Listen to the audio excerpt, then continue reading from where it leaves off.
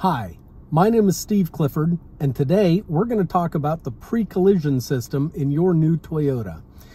Every Toyota built for the past several years has included some form of pre-collision system with a pedestrian detection system. What this is designed to do is not just to prevent you from running into other vehicles, it's designed to prevent you from running into people.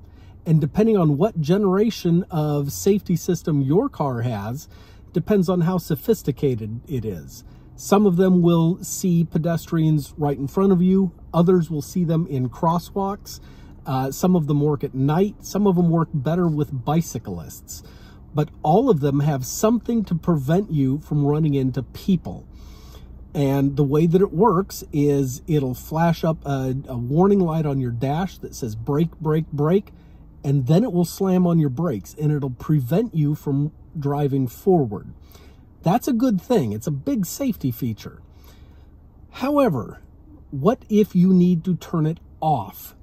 What if there is something in front of you that presents such a mortal threat to you or your passengers that you need to drive forward no matter what? Well, your car kind of prevents that. But there's a way to deal with it, and I'm going to show you how to do it. So, this is a Highlander, but all Toyota products work essentially the same. They are all menu driven, and the menu is based on this multi-information display up here. You control the menu with this little button here.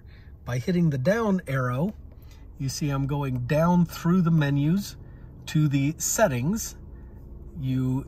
Then, once you're in the settings, scroll across to the pre-collision system. That's the icon for the pre-collision. Push your OK button here. Actually, hold it down. And now you can change the sensitivity or you can turn it off.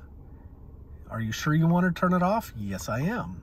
Okay, now the system is off, and you can see this little light down here informs you of that.